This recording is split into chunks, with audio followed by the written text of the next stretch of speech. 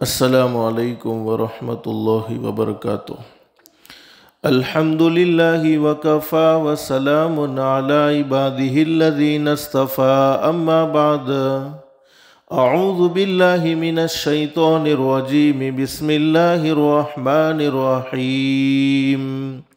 من عمل صالحا من ذکر او انثى وهو مؤمن فلنحيينه حياة طيبة ولنجزينهم أجرهم بأحسن ما كانوا يعملون۔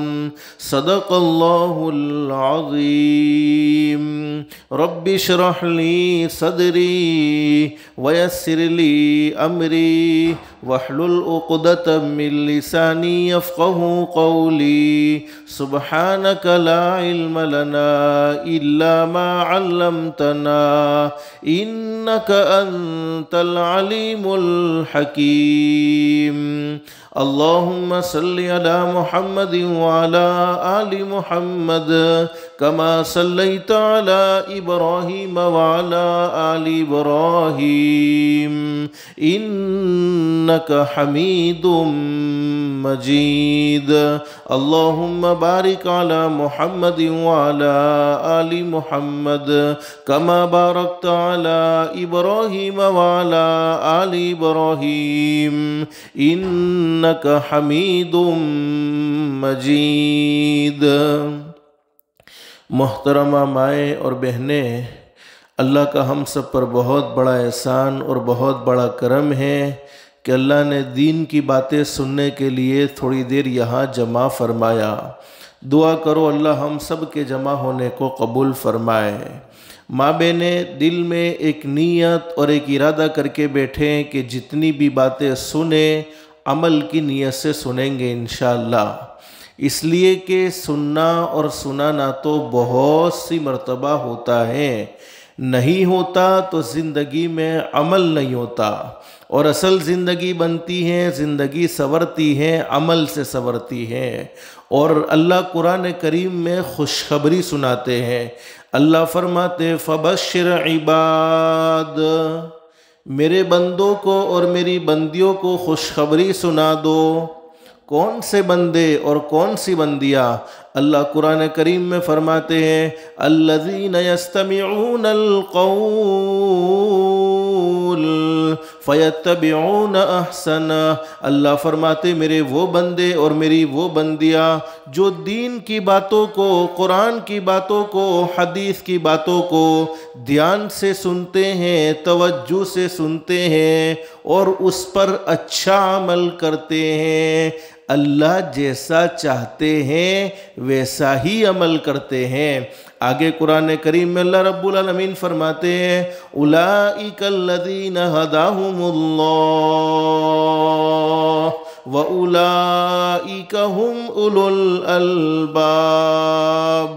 اللہ فرماتے میرے بندوں اور میری بندیوں، تم زمین پر عمل کی نیت کرو گے، تم زمین پر عمل کا ارادہ کرو گے، میں رب العالمین آسمانوں پر تمہارے لیے ہدایت کے فیصلے کر دوں گا۔ اور ماں بہنیں، ہدایت سے بڑھ کر کوئی دولت ہو نہیں سکتی۔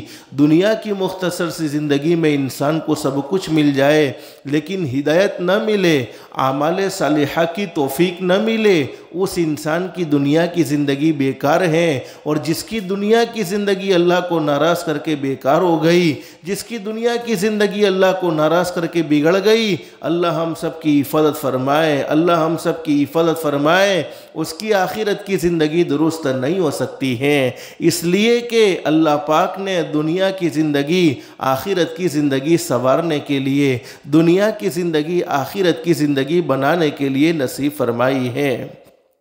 ایک صحابی نے حضرت نبی کریم صلی اللہ علیہ وسلم سے سوال کر لیا، میرے محبوب، اللہ رب العالمین کسی بندے کے بارے میں یا کسی بندی کے بارے میں ہدایت کا فیصلہ کر دیں تو ہدایت کے فیصلے کا کیا مطلب ہے؟ حضرت نبی کریم صلی اللہ علیہ وسلم نے فرمایا سن لو، ہدایت کے فیصلے کا مطلب یہ ہے اللہ موت کے وقت ضرور کلمہ نصیب فرمائیں گے، اس سے بڑا انعام کیا ہو سکتا ہے کہ ہم عمل کریں گے، اللہ پاک ہمارے لیے ہدایت کے فیصلے کر دے گا۔ ہدایت کے فیصلے کا مطلب یہ ہے جب دنیا چھوڑ کر ہم جائیں گے اللہ ہمیں کلمے کی دولت سے مالا مال فرمائے گا اور ایمان والی کلمے والی موت نصیب فرمائے گا۔ ماں بہنیں مجھے مختصر سمجھانا یہ ہے مختصر سے وقت میں، دیکھو وقت گزرنے والی چیزیں، یہ شعبان کا مبارک مہینہ شروع ہو چکا ہے، آج شعبان کی پہلی تاریخ ہے اور وقت گزرتا ہی چلا جاتا ہے اور یہ قیامت کی نشانیوں میں سے ایک نشانی ہے۔ حدیث شریف میں فرمایا نبی کریم صلی اللہ علیہ وسلم نے، وقت میں سے برکت ختم ہو جائے گی، سال مہینوں کے برابر ہو جائیں گے، مہینے ہفتوں کے برابر ہو جائیں گے، ہفتے دنوں کے برابر ہو جائیں گے، دن گھنٹوں کے برابر ہو جائیں گے اور گھنٹے منٹوں کے برابر ہو جائیں گے۔ یعنی وقت بہت تیزی سے گزر رہا ہے، ایک جمعہ گزرتا نہیں فوراً دوسرا جمعہ آ جاتا ہے، ایک رمضان کا مہینہ ابھی گزرا تھا فوراً دوسرے رمضان کے مہینے کی تیاری شروع ہو چکی ہے۔ اللہ سے دل سے دعا کر لو اللہ ہم سب کو زندگی کی قدردانی کی توفیق نصیب فرمائے، اور جتنی زندگی باقی ہیں ہمیں نہیں معلوم ہماری زندگی کے کتنے سیکنڈ باقی ہیں، ہمیں نہیں معلوم ہماری زندگی کے کتنے منٹ باقی ہیں، ہمیں نہیں معلوم ہماری زندگی کے کتنے گھنٹے باقی ہیں، ہمیں نہیں معلوم ہماری زندگی کی کتنی راتیں باقی ہیں، ہمیں نہیں معلوم ہماری زندگی کے کتنے دن باقی ہیں۔ زندگی کا جو حصہ باقی ہے اس حصے کو اللہ کے احکام کے مطابق اور حضرت نبی کریم صلی اللہ علیہ وسلم کے طریقے کے مطابق گزارنے کی ہم سب کو توفیق و سعادت نصیب فرمائے۔ ماں بہنیں اس وقت مجھے مختصر سے وقت میں صرف ایک حدیث شریف سنانی ہے اور دل میں نیت کرے اور دل میں ارادہ کرے کہ ضرور عمل کریں گے انشاءاللہ۔ ہر ایک کی یہ چاہت ہوتی ہے کہ ہمارا ہر آنے والا دن جانے والے دنوں سے بہتر بن جائے، جیسے ہم اپنی زبان میں کہتے بھی ہیں آوا والا دیوسو جوا والا دیوسو تھی سارا ہوا جوئیے، اور ہر ایک کی یہ چاہت ہوتی ہے، ہر ایک کی یہ تمنا ہوتی ہے کہ میرا ہر آنے والا دن جانے والے دنوں سے بہتر بن جائے۔ اور ماں بہنیں اللہ سے ایسی عزت مانگنی چاہیے جس کے بعد کبھی ذلت نہ ہو، اللہ سے ایسی مالداری مانگنی چاہیے جس کے بعد کبھی غربت نہ ہو، اللہ سے ایسی خوشحالی مانگنی چاہیے جس کے بعد کبھی تنگحالی نہ ہو۔ لیکن اس وقت مجھے حدیث شریف میں ایک زبردست خزانہ ہمارے نبی حضرت محمد الرسول اللہ صلی اللہ علیہ وسلم نے اپنی امت کو دیا ہے، بس وہی آپ کے سامنے پیش کرنا ہے۔ اللہ سب سے پہلے مجھے پھر آپ کو عمل کی توفیق نصیب فرمائے۔ ترمذی شریف میں حدیث موجود ہے، ماں بہنیں دل میں یہ دعا کر لو اور اللہ سے ہمیشہ یہ دعا کرتے رہو، اللہ بہت جلد مکۃ المکرمہ اور مدینۃ المنورہ کی حاضری ہم سب کو نصیب فرمائے۔ اللہ کے لیے کوئی مشکل نہیں ہے، ہم اپنے لیے مشکل سمجھتے ہیں لیکن ہمارے پیدا کرنے والے اللہ کے لیے کوئی مشکل نہیں ہے۔ حضرت شیخ سعدی رحمۃ اللہ علیہ فرماتے ہیں ایک چونٹی جس کو ہم اپنی زبان میں کہتے ہیں کیڑی کے دل میں یہ تمنا ہو گئی کہ میں بیت اللہ کو، مکے کو، اللہ کے گھر کو دیکھنا چاہتی ہوں۔ اور ماں بہنیں یاد رکھو ہر جانور اللہ کو یاد کرتا ہے اپنی زبان میں، ہر جانور اللہ کا ذکر کرتا ہے اپنی زبان میں، ہر جانور اللہ کو پکارتا ہے اپنی زبان میں۔ حضرت شیخ سعدی رحمۃ اللہ علیہ فرماتے ہیں کیڑی کے دل میں یہ تمنا ہو گئی کہ میں بیت اللہ کو دیکھنا چاہتی ہوں، کیڑی نے اللہ سے دعا کر لی اللہ تو مجھے بیت اللہ پہنچا دے، بیت اللہ کا دیدار کروا دے۔ اللہ رب العالمین نے کیڑی کے لیے بیت اللہ پہنچنے کا انتظام کیا۔ کیسے انتظام کیا؟ ایک کبوتر کو بھیجا اور کبوتر کے دل میں بات ڈالی کہ کیڑی کے قریب ہو جائے، اور کیڑی کے دل میں بات ڈالی کہ کبوتر پر سوار ہو جائے، اور کبوتر نے کیڑی کو بیت اللہ میں پہنچا دیا۔ تو ایک کیڑی کی اللہ پاک فریاد کو سن سکتا ہے، ایک کیڑی کی دعا کو اللہ قبول کرتا ہے۔ تو ہم تو شان والے نبی کے شان والے امتی ہیں، اگر ہم یہ تمنا کریں گے تو اللہ ہماری یہ تمنا کو کیوں پورا نہیں کرے گا، بلکہ ضرور پورا کرے گا۔ تو میں بات کیا کہہ رہا تھا، ترمذی شریف میں حدیث موجود ہے مدینۃ المنورہ، اللہ ہر ایک کو حاضری نصیب فرمائے، اور جو شخص روزانہ 313 مرتبہ درود شریف پڑھنے کا اہتمام کرے، کوئی مشکل نہیں ہے۔ بہتر درود شریف وہی ہے جس کو ہم نماز میں پڑھتے ہیں، لیکن اگر اتنا وقت نہیں ہے تو صلی اللہ علیہ وسلم صلی اللہ علیہ وسلم صلی اللہ علیہ وسلم 313 مرتبہ درود شریف پڑھنے کا اہتمام کرے، اللہ پاک اسے 3 بڑے بڑے انعام نصیب فرمائے گا۔ سب سے پہلا انعام تو اللہ پاک بہت جلد اسے مکہ المکرمہ اور مدینہ المنورہ کی حاضری نصیب فرمائے گا۔ مکہ المکرمہ اور مدینہ المنورہ کے سفر کے اسباب اللہ پاک پیدا فرما دے گا۔ دوسرا بڑا انعام، ہم سب جب حضرت نبی کریم صلی اللہ علیہ وسلم کی مبارک زندگی کو سنتے ہیں، مبارک زندگی کو پڑھتے ہیں، تو دل میں یہ ولولہ پیدا ہوتا ہے، دل میں یہ خواہش ہوتی ہے کہ میرے محبوب کیسے ہوں گے، اللہ نے میرے محبوب کو کیسا بنایا ہوگا۔ 313 مرتبہ درود شریف پڑھنے کی برکت سے اللہ پاک بہت جلد خواب میں حضرت نبی کریم صلی اللہ علیہ وسلم کی زیارت نصیب فرما دے گا۔ اور تیسرا بڑا انعام، اللہ پاک ایسی بڑی بڑی بیماریاں، جن بیماریوں سے آدمی مر جاتا ہے، جن بیماریوں سے آدمی کی موت ہو جاتی ہے، جیسے کینسر کی بیماری ہے، ہارٹ اٹیک کی بیماری ہے، اور بھی بڑی بڑی جان لیوا بیماریوں سے اللہ پاک اپنے فضل و کرم سے ہمیں محفوظ فرمائے گا۔ علماء نے لکھا ہے کہ ہر عبادت کے مقبول اور مردود ہونے کے چانسز ہے۔ ایک آدمی نے نماز پڑھی، اس کی نماز مقبول بھی ہو سکتی ہے، مردود بھی ہو سکتی ہے۔ ایک آدمی نے رمضان کا روزہ رکھا، اس کا روزہ مقبول بھی ہو سکتا ہے، مردود بھی ہو سکتا ہے۔ ایک آدمی نے حج کیا، اس کا حج مقبول بھی ہو سکتا ہے، مردود بھی ہو سکتا ہے۔ ایک آدمی نے عمرہ کیا، اس کا عمرہ مقبول بھی ہو سکتا ہے، مردود بھی ہو سکتا ہے۔ لیکن درود شریف ایک ایسی عبادت ہے، چاہے دل سے پڑھو، چاہے بغیر دل کے پڑھو، چاہے اخلاص سے پڑھو، چاہے ریاکاری سے پڑھو، درود شریف ہر حال میں اللہ کی بارگاہ میں منظور ہوتا ہے، ہر حال میں اللہ کی بارگاہ میں قبول ہوتا ہے۔ اللہ ہم سب کو درود پاک کا اہتمام کی توفیق نصیب فرمائے۔ مدینہ المنورہ میں ایک صحابی سخت بیمار، اور حدیث شریف میں لکھا ہے کہ ایسی بیماری کہ نہ کھڑے ہونے کی طاقت ہے، نہ چلنے کی طاقت ہے، نہ بیٹھنے کی طاقت ہے۔ حضرت نبی کریم صلی اللہ علیہ وسلم کی مبارک زندگی کو ہم پڑھیں گے اور سنیں گے تو یہ فیصلہ کرنے پر مجبور ہو جائیں گے، ہمارے ماں باپ سے بھی زیادہ اگر ہم سے کوئی محبت کرنے والا تھا تو وہ ہمارے نبی حضرت محمد الرسول اللہ صلی اللہ علیہ وسلم کی ذات گرامی ہے۔ ہمارے نبی نے اپنی امت سے بڑی محبت کی ہے، بلکہ علماء نے لکھا ہے ایک ماں کو اپنے دودھ پیتے بچے سے جتنی محبت ہوتی ہے، اس سے بھی کئی گنا زیادہ محبت ہمارے آقا تاجدار مدینہ محمد الرسول اللہ صلی اللہ علیہ وسلم کو اپنی امت سے تھی۔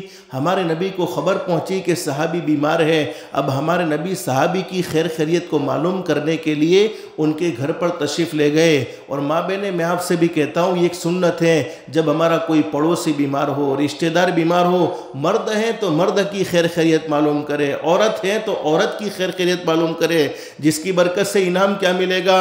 حدیث شریف میں فرمایا نبی کریم صلی اللہ علیہ وسلم نے، جب میرا کوئی امتی کسی بیمار کی عیادت کے لیے، کسی بیمار کی خیر خیریت کو معلوم کرنے کے لیے نکلتا ہے، اللہ پاک اس کے پیچھے ایک فرشتہ لگا دیتے ہیں، اور وہ فرشتہ پکار پکار کر کہتا ہے، تم کتنے بابرکت ہو، تمہارا چلنا کتنا بابرکت ہے، یقیناً تم نے اپنا ٹھکانہ جنت میں بنا لیا۔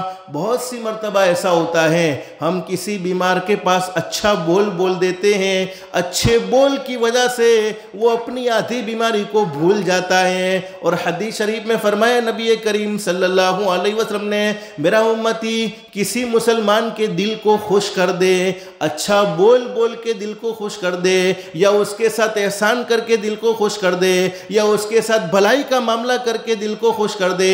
حدیث شریف میں فرمایا نبی کریم صلی اللہ علیہ وسلم نے، دل خوش کرنے کے بدلے میں اللہ رب العالمین ایک فرشتہ پیدا فرماتے ہیں، اور وہ فرشتہ قیامت تک اللہ کی حمد و ثنا کرتا رہتا ہے، وہ فرشتہ قیامت تک اللہ کی تعریف کرتا رہتا ہے، اور اس تعریف کا ثواب خوش کرنے والے بندے کو یا خوش کرنے والی بندی کو ملتا رہتا ہے۔ اور ماں بہنیں ہم سب کو یہ معلوم ہے مرنے کے بعد کی سب سے پہلی منزل قبر کی منزل ہے، جس میں ہر ایک کو جانا ہے، ہر ایک کو دنیا چھوڑ دینی ہوگی، ہر ایک کو موت تو آنی ہی آنی ہے۔ دنیا میں کوئی ہمیشہ ہمیش کے لیے نہیں رہا ہے، بلکہ ایک نہ ایک دن ہر ایک کو یہ دنیا چھوڑ دینی پڑے گی۔ اسی لیے بہت اچھی بات کہی ہے، انسان سنبھل جا اب بھی تو، اللہ کی نافرمانی کرتے ہوئے سنبھل جا، اپنی زبان سے جھوٹ بولتے ہوئے سنبھل جا، ارے زبان سے کسی کی برائی کرتے ہوئے سنبھل جا، آنکھوں سے غلط دیکھتے ہوئے سنبھل جا، کانوں سے غلط سنتے ہوئے سنبھل جا، ارے ہاتھوں سے کسی پر ظلم کرتے ہوئے سنبھل جا، پیروں سے اللہ کی نافرمانی والے راستے پر چلتے ہوئے سنبھل جا، نمازوں کو چھوڑتے ہوئے سنبھل جا، حرام کھاتے ہوئے سنبھل جا، ہر گناہ کرتے ہوئے، اللہ کی ہر نافرمانی کرتے ہوئے سنبھل جا۔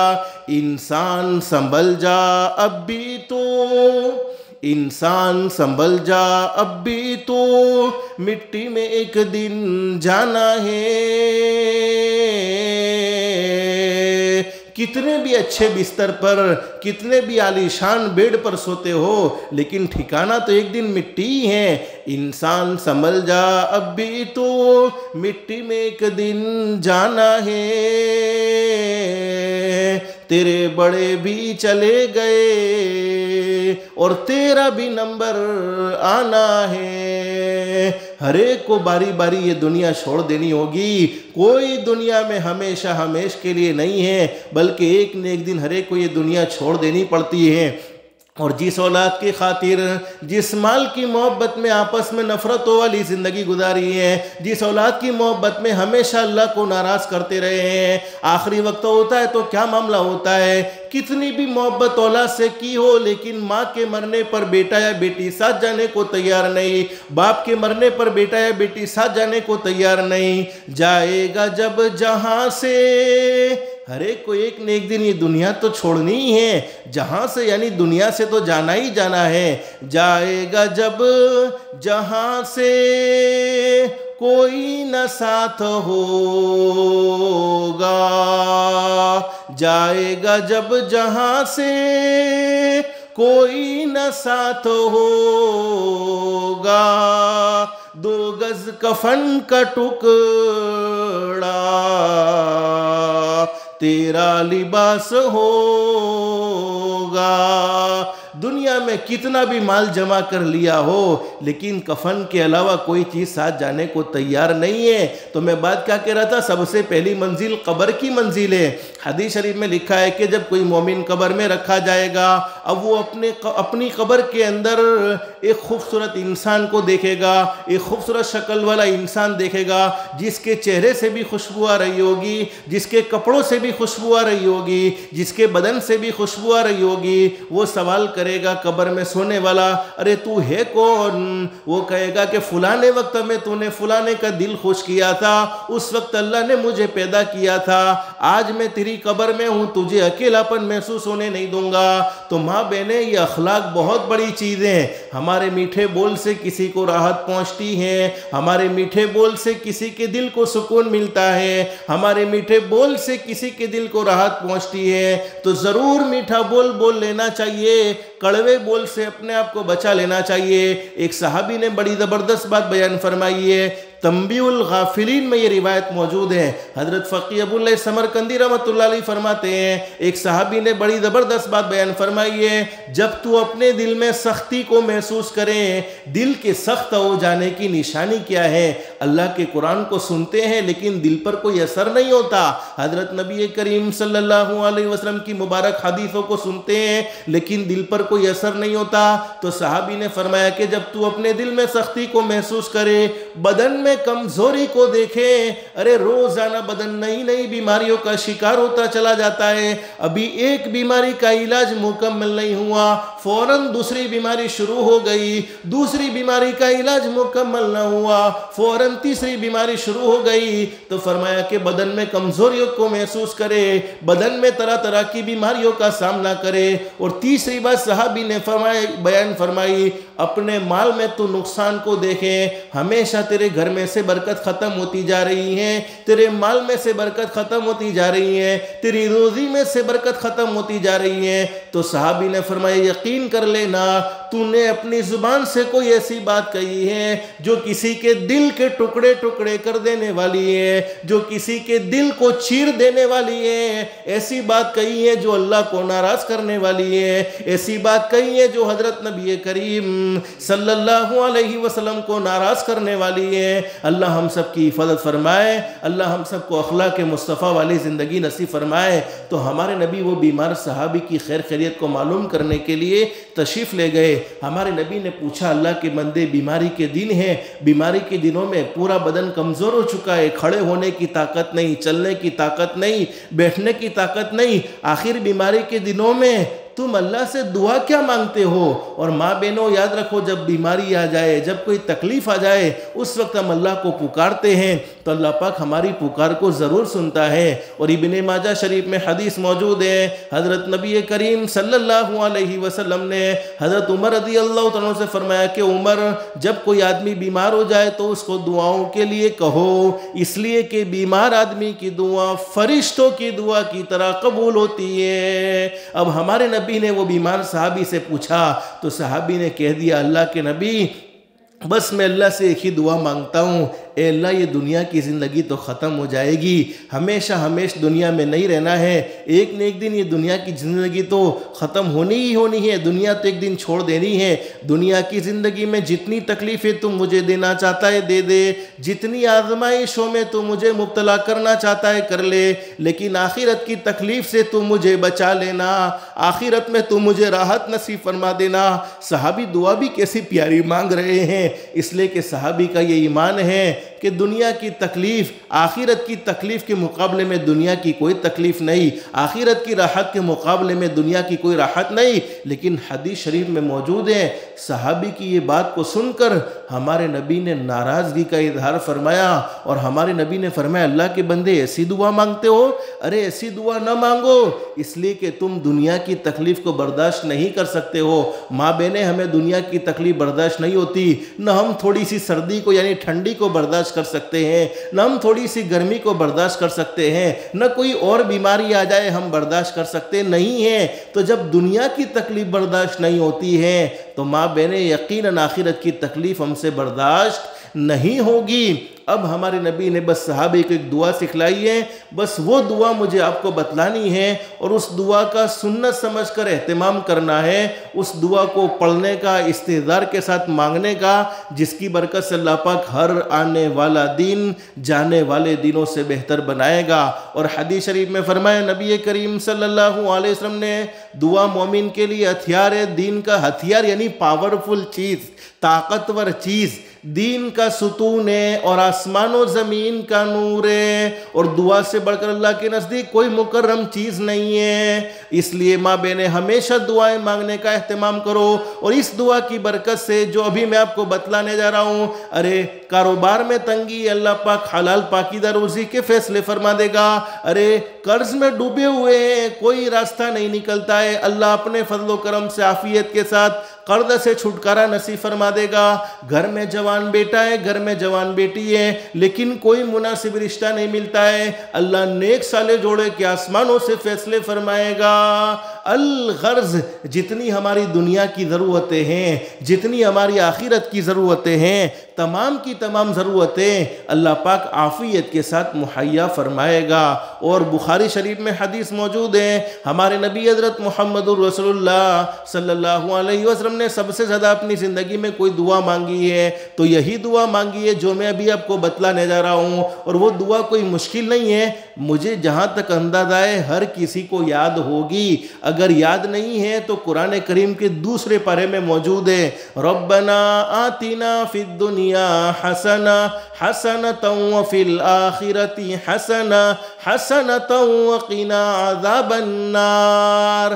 بس کتنی معمولی دعا ہم سمجھتے ہیں، پڑھنے میں کوئی مشکل نہیں ہے، لیکن ترجمہ سن لیجئے، ہمارے نبی نے کتنی بہترین دعا مانگی ہے، ربنا آتنا فی الدنیا حسنہ، اے اللہ تو میری دنیا بہتر سے بہتر بنا دے، یعنی مجھے دنیا میں اچھائیاں نصیب فرما دے، مجھے دنیا میں خوبیاں نصیب فرما دے، چونکہ پہلے دنیا کی زندگی، اس لیے ہمارے نبی نے دنیا کی بھلائی مانگی، پھر فرمایا وفی الآخرۃ حسنہ۔ اب جس کی دنیا خود اللہ بہتر بنانے کا فیصلہ کر لے، ماں بہنیں آپ انصاف سے کہو اپنے دل میں کہ اس کی دنیا کو کوئی اجاڑ سکتا ہے، اس کے کاروبار کو کوئی نقصان پہنچا سکتا ہے، اس کے گھر پر کوئی جادو کر سکتا ہے، اس کی دکان پر کوئی جنات کا معاملہ ہو سکتا ہے، جس کی دنیا خود اللہ نے بہتر بنانے کا فیصلہ کر لیا ہو، اس کی دنیا کی کوئی طاقت نہیں اجاڑ سکتی۔ پھر فرمایا وَفِي الْآخِرَةِ حَسَنَةً، اے اللہ تو میری آخرت بھی بہتر سے بہتر بنا دے۔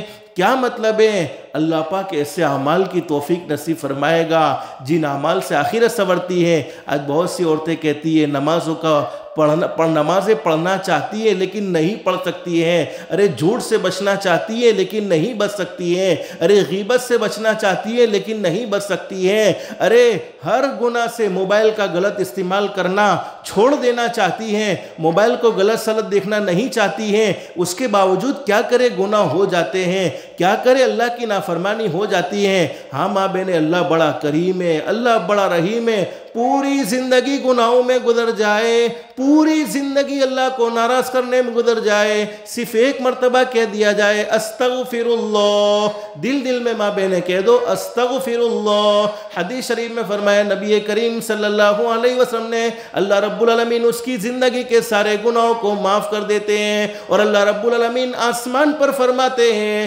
میری بندی جا تو نے گناہ کیا ہی نہیں تھا۔ ایسا کریم اللہ، ایسا رحیم اللہ ہمیشہ ہمیں معاف کرنے کے لیے تیار ہے، ہمیشہ ہماری توبہ کو منظور کرنے کے لیے تیار ہے۔ تو وَفِي الْآخِرَةِ حَسَنَةً، اس دعا کو پڑھنے کی برکت سے اللہ پاک گناہوں سے بچنے کی توفیق اور نیک اعمال کی اللہ پاک رغبت نصیب فرمائے گا، ایسے اعمال جن سے جنت سنورتی ہیں، ایسے اعمال جن سے آخرت میں کامیابی ملتی ہے۔ پھر فرمایا وَقِنَا عَذَابَ النَّارِ، اے اللہ تو مجھے جہنم کے عذاب سے بچا لے۔ حدیث کے بیان کرنے والے حضرت انس رضی اللہ عنہ فرماتے ہیں وہ بیمار صحابی جن کے اندر کھڑے ہونے کی طاقت نہیں تھی، چلنے کی طاقت نہیں، بیٹھنے کی طاقت نہیں، اس دعا کو پڑھنے کا اہتمام کیا، اللہ نے مکمل شفا نصیب فرما دی، مکمل تندرستی نصیب فرما دی۔ علماء نے لکھا ہے کہ جو آدمی لا علاج بیماری میں مبتلا ہو جائے، ایسی بیماری کے ڈاکٹر جواب دے چکے ہیں،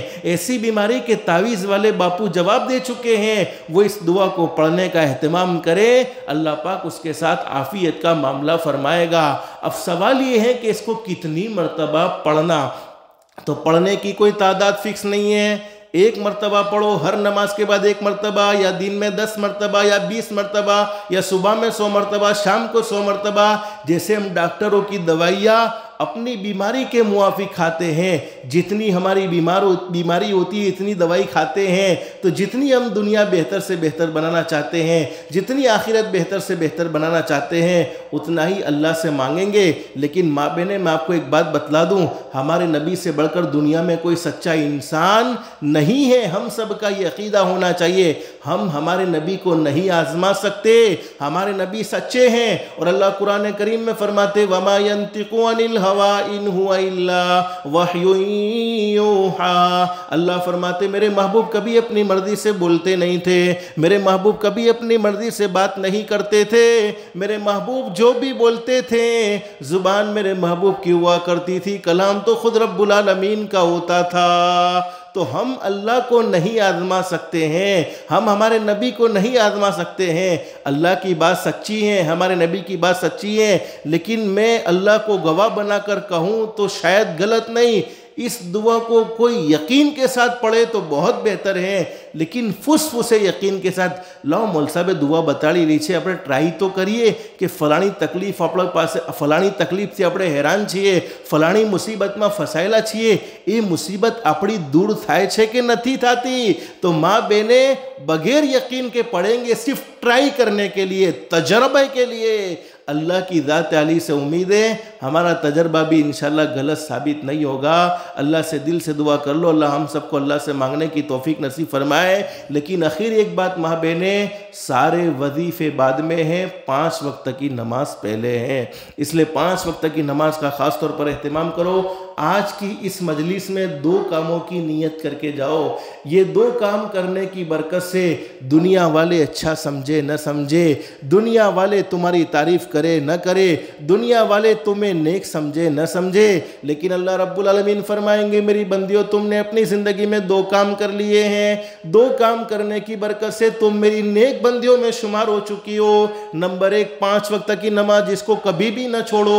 नमाजों को माँ बहने जुमा के साथ खास मत करो, बल्कि 24 घंटे में अल्लाह पाक ने हमसे सिर्फ 1.25 घंटे का या 1.5 घंटे का सवाल किया है। हालांकि पैदा करने वाला अल्लाह चाहता तो कह सकता था कि 22.5 घंटे मेरी इबादत करो, 1.5 घंटा अपना काम करो, लेकिन उस रब ने हम पर कैसा करम का, रहम का मामला फरमाया कि नहीं, 22.5 घंटे खाओ भी सही, पियो भी सही, 1.5 घंटा सिर्फ अल्लाह के लिए फारिग करो और अल्लाह के सामने झुक जाओ। जो अल्लाह के सामने झुकेगा, अल्लाह पूरी दुनिया को, पूरी मखलूक को उसके सामने झुकाएगा, और जो अल्लाह के सामने नहीं झुकता है फिर उसको दुनिया वालों के सामने झुकना पड़ता है। तो नमाज़ों का ख़ास तौर पर एहतमाम, नमाज पढ़ने की बरकत से तुम्हारे मासूम मासूम बच्चे नमाजी बनेंगे। हदीस शरीफ में तो यहाँ तक लिखा है कि 7 साल की उम्र बच्चों की हो जाए, नमाज पढ़ने को कहो, 10 साल की उम्र हो जाए, नमाज न पढ़ने पर थोड़ी बहुत तंबीह करो, और नमाजों का ख़ास तौर पर एहतमाम होना चाहिए। लेकिन माँ बहनें, आज तो हमारा बड़ा अजीब माहौल घरों का है। रात का पहले एक ज़माना था, रात का वक्त होता था, अब्बा भी होते, अम्मी भी होती, दादा भी होते, दादी भी होती, भाई भी होता, बहन भी होती, अरे बेटा भी होता, बेटी भी होती, और आपस में मोहब्बत की बातें हुआ करती थी।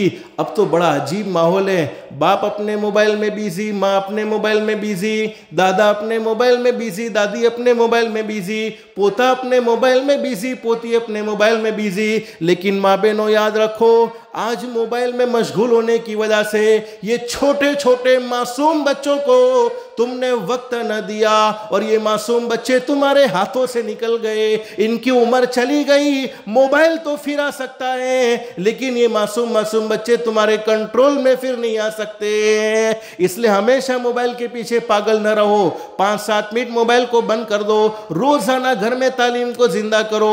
अब अपने बच्चों के सामने अल्लाह के नबी हजरत मोहम्मद रसूलुल्लाह सल्लल्लाहु अलैहि वसल्लम की मुबारक जिंदगी को पढ़ो, सहाबाए किराम की जिंदगी को पढ़ो, जिसकी बरकत से तुम्हारे बच्चे तुम्हारे भी फरमा बरदार होंगे और पैदा करने वाले अल्लाह के भी फरमा बरदार होंगे। तो पहला काम 5 वक्त की नमाज, जिसको कभी भी नहीं छोड़ना है, नमाज को हमेशा हमेशा पढ़ते रहना है। नमाज पढ़ने की बरकत से सबसे बड़ा इनाम तो ये मिलेगा, अल्लाह मौत के वक्त ज़रूर कलमा नसीब फरमाएगा, और दूसरे भी बड़े बड़े इनाम है, रोज़ी की तंगी को दूर फरमा देगा, अल्लाह पाक जिंदगियों में सुकून और इत्मीनान नसीब फरमा देगा।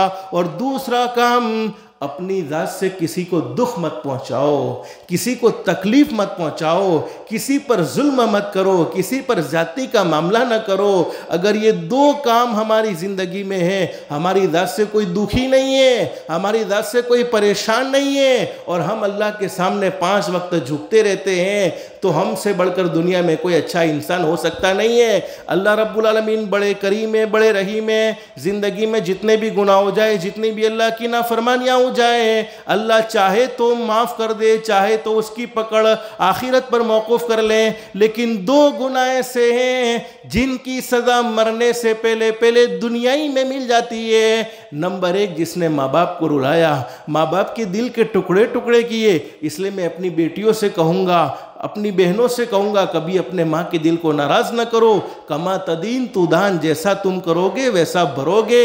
और फरमाया, जिसने अपने माँ बाप के दिल के टुकड़े टुकड़े किए, इसको मरने से पहले पहले, मरने के बाद तो सज़ा मिलती ही मिलती है, लेकिन मरने से पहले पहले दुनिया में ही ज़रूर सज़ा मिल जाती है। और नंबर 2, जिसने किसी पर जुल्म का मामला किया, सास बहू पर जालिम बनी है, बहू सास पर जालिम बनी है, जालिम को अल्लाह छोड़ते नहीं है, बल्कि जालिम को अल्लाह पाक दुनिया में ज़रूर पकड़ते हैं। और कोई जुल्म करने वाला ये ना सोचे मैंने किसी कमज़ोर पर जुल्म किया है, सामने वाले ने मुझे जवाब दिया हो ना दिया हो, ارے سامنے والا اگرچہ کمزور ہوگا لیکن پیدا کرنے والا اللہ تو بڑا طاقتور ہے، وہ ظلم کا ضرور جواب دیتا ہے۔ اور حدیث شریف میں فرمایا نبی کریم صلی اللہ علیہ وسلم نے، جب کوئی مظلوم جس پر ذاتی کا معاملہ ہوا ہے، جس کے دل کو توڑا گیا ہے، جب وہ اللہ کے سامنے اپنے ہاتھ اٹھاتا ہے تو اس کے اور اللہ کے درمیان میں کوئی پردہ نہیں ہوتا ہے۔